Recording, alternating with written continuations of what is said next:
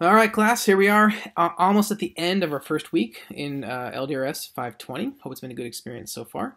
I've enjoyed what I've seen happening in class so far. I've had a number of questions, so I want to address a couple of things, and I want to kind of let you know where we're at and where we're headed, okay? So in this first week, the first week of class, I get a lot of questions. And I try to be pretty quick in response, but I may not be, fully robust in my response. I'll give you what you need to know, and that's kind of the nature of this class. I will offer up what you need to know because I don't want to burden you. I don't want to overwhelm you. I want you to just have what is necessary in the moment, right? So I think about in the scriptures, Old Testament tells us that God's mercies are new every morning, and I love that idea.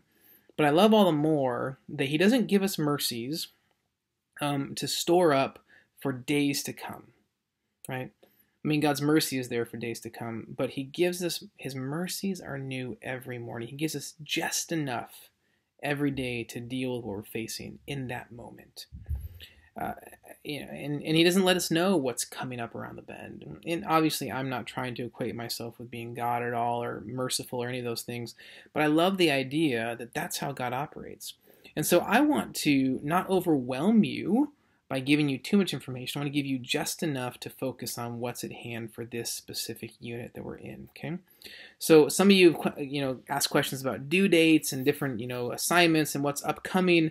That's all fine and good and well. However, I want you to focus on what's at hand right now, okay?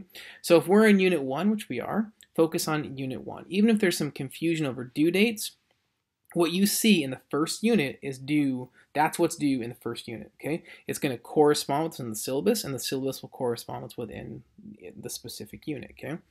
We say, wait a second, the due date is different. Just focus, or the due date for the second unit is correlated to the first unit. I'll fix it, okay, if there's issues, but all that you need to focus on is what's happening in the unit or the module or the week, however you want to phrase that, at hand, okay? Some of you have asked, can I work ahead? And my answer is yes. However, I'm a bit hesitant in saying yes because just like if you're trying to get caught up, you could be overwhelmed. If you're trying to work ahead, you may be overwhelmed, but you also may forget where you are, right? You may realize, or you may not realize, like, wait a second, I didn't correspond with my classmates because I was so focused on next week or the following units, or I'm not reading the right book, or I'm not doing this, or I'm not doing that because there's so many other things that I've been working on and it distracts you. So while the answer, can you work ahead, is yes, I'm hesitant to say do it because I want you really just to focus on what's at hand so you don't get overwhelmed with that, okay? I'm going to give you the information that you need, and one of the things that may happen in some of the upcoming assignments or the things that are happening in the following units is you may not have all the details as far as what's required of you. And so you may be working, and then you may complete the assignment, and I might grade it when that unit is over, and it may not be exactly what it is that you're supposed to have done. And so it's just better if you hold off and just focus on the unit at hand, okay? I hope that makes sense. The other thing I want us to remember in this course, while there has potentially been some confusion, or even maybe you're a little bit anxious, you're trying to figure the course out, and things aren't maybe going as accordingly as kind of how you would hope they would go, or so forth. I want you to kind of think about that a bit almost analogous to what someone that you may be leading experiences in the workplace, in relationships, maybe in a church setting, where you have this leadership component. You are offering leadership or mentorship to somebody or some buddies, and they're experiencing perhaps a lot of the same emotions that you just experienced this week. And when you think about what's going on with that, I think we realize there's an element of trust, right? So there's an element of trust and respect. And so here I am as the instructor of record. I'm your faculty. I'm your professor for the course. I'm hoping that you are willing to put your trust in me, that what I'm offering up to you each unit is what I'm offering you is because I know that it's exactly what you need, and I don't want to offer you too much because it might overwhelm you. So you're in this mode of needing to trust me and respect me as the instructor, right? Both in your communication, the way that you correspond with me, right? So the language you use, right? It's this mutual respect and it's a mutual trust. So I'm giving you only what you need. And I think sometimes we want to have more than that.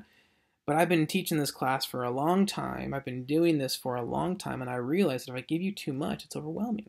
And I don't want to do that. So I'm asking for you to trust me that I'm going to give you exactly what you need, right? So I will correspond, I will respond, I will email, I will give you all the details as far as what it is that I believe that you need to know in the moment, right? So that's why I'd say working ahead can be a bit challenging. Focus on the here and now, okay? Each unit, focus just on that. So I mentioned this mutual respect. You should expect from me that I'm going to offer you respect, and I expect from you that you're going to offer me respect, right? It's not because I respect you, you respect me. It's not because you respect me, I respect you. That's just the expectation, right? So we are to respect one another in the work that we do, in the correspondence that we send via email and so forth. And so I would just encourage you. I have to be very thoughtful in how I correspond with you as well.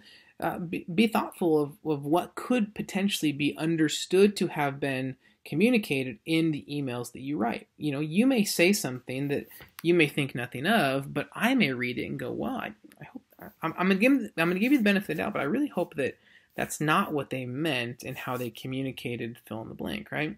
So I had a student a number of years ago, and I love to use this example because I really hope that it wasn't done, kind of maliciously or anything like that, or just to kind of dig at me. But they wrote this email at the end of the semester, and they said, "Hey, it would have been really nice, even just the tone, like how they phrased it. It would have been really nice if you'd given us more feedback." This is how I read it. And they went on and on a number of things. So why don't you just tuck that away for the future? And I thought, wow, that was really disrespectful, right? You don't communicate with your faculty member, with your professor in that way, telling them what to do, right? And so there's a number of things that I could have said back. And I said, of course, and trying to be gracious, I said, "Hey, thank you for your feedback." But one of the things that it got me thinking about was I could have been clearer, right? So I could have, I was very respectful in my response back, but I could have been clear in why I do things the way that I do, and that could have actually maybe save some of that, challenging discussion that we had via email. So one of the things that I want you to know, not only am I going to only give you what you need to know for the unit at hand, and if there's things coming up, I'll give you that information later on as well. But I'm only going to give you what you need to know in feedback on your assignments, okay? So if you need to know why you got a certain grade, it's a C- or something like that, or a B+, I'm going to give you what you need to know to explain that grade. If you want more feedback, I'm happy to give it to you, but you need to ask. And here's the reason why I do that. So I would say 95 to 98% of the students that I give these copious amounts of feedback and notes to could care less, right? I mean, you can see when you give feedback to students, if they even open it up, most of them, the vast majority of them, couldn't care less.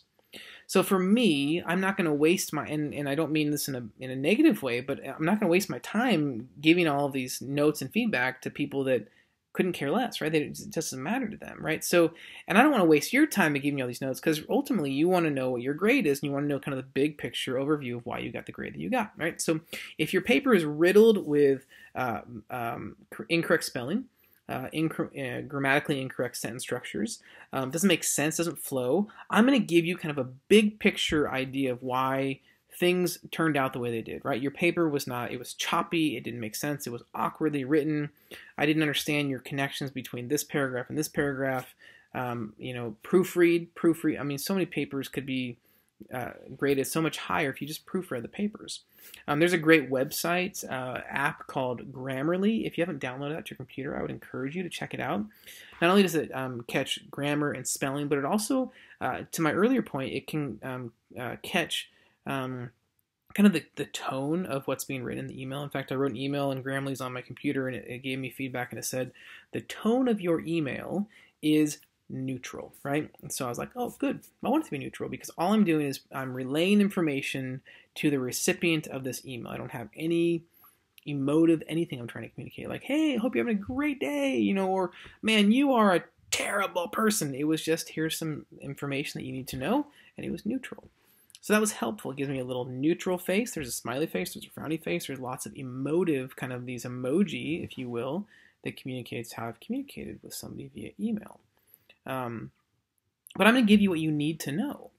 But you're going to need to do the work on your end, right? So to proofread and all of those things. But if you want more, just ask. And I wish, the student, from years and years ago, I wish they would have just said, hey, could you provide me some more feedback? I wish they would have said that. But also in reflecting, I should have made mention that if the student or students in general wanted more feedback, I am more than happy to provide it. All they have to do is ask. And I didn't say that. So that was on me. Right? That was my mistake. I should have said that so they knew that they could ask for feedback. So I'm saying that to you. If you'd like more feedback, feel free to ask. But if you're good with an overview as far as why you got the grade that you received, then we'll call it a day, right? So I'll give you just enough to know what it is that you need to know. Same thing with the modules, the units that you're in, same thing with the assignments, same thing with the feedback, all right? So here again, it's not just the mutual respect, but the mutual trust. You're trusting me that I'm giving you what you need to know, and I'm trusting that you will then act accordingly and follow through with the assignments as they're assigned in the class. Realizing that some of these emotions that you might be experiencing as you're following my lead as the instructor in this class, that's exactly what a number of folks that you might be leading are experiencing as you offer them leadership, right? Some would say, why are we taking a class on understanding vocation in a changing world? What does it even mean? And that's a great question. But I think if you understand your place in the world, this idea of your vocational call, and the fact that we all have multiple stations of vocation that we inhabit, it will help us to be better leaders, and in turn, we will be able to lead other people better, right? So I think in order for us to be the best leaders possible, we need to lead ourselves. Benner talks about this idea of who we are, right? This identity component. I love this Benner book. So it really helps to kind of lay the foundation for the whole of the class. I remember I taught this class face-to-face years ago, and I had a number of students that were older students that had been working almost at the end of their careers. I mean, one of them was, I think, 2 years out from retirement. Another one was a couple years away as well. And just the responses they read this text was the gift of being yourself. They just, man, why didn't I have this book when I was in my early 20s? This idea of self-leadership and what is it that God's kind of, how has he wired us, and what are the giftings and strengths that we have, and how do we then out of that respond to lead other people? So I think when you factor in some of these emotions, these realities, the fact that I'm here and I've done this many times before, and I'm here to make sure that you're taken good care of. You've got to give up a bit of control, but also trust me that I'm going to take care of you. But you can then turn it, right, and you can correlate all of these experiences and emotions that you're having to how you can be the better leader for other people that might be experiencing some very similar, if not exact same emotions and feelings in the work that you get to do together. All right. So far you've done a great job. If you have other questions, feel free to email me. I'm happy to respond. People say, what's the saying? There's no such thing as a dumb question. And that's right. Right? People ask questions. Sometimes they're not looking for answers. I'll respond regardless. I'm going to get back to you as quickly as I can. But never feel like you can't ask questions, right? So, and remember that if you're getting caught up, things are due Wednesday of this next week. After that, everything has to be turned in on time, okay? So I'll give you a couple extra days of grace to get caught up. Wednesday at midnight of next week, but after that, everything has to be in on time if you want credit. I'm not accepting late assignments this semester, this term. I've got too many other classes going on. It's hard to keep track of everything. So everything needs to be submitted on time as it's assigned in the course, in the syllabus, in the Canvas classroom itself. All right. If you have questions, feel free to email me. Probably best to send me a note through regular email. So Sakai comes to me, but sometimes I found that there can be some tricky situations with correspondence. So just email me to jboyne@apu.epu. But you're doing a great job so far. Keep up the good work. Get caught up if you're behind. And I look forward to the next little over 7 weeks that we have together as we journey into this idea and theoretical, philosophical, theological world of understanding vocation in our current changing reality. Have a great rest of the weekend, and we'll see you online.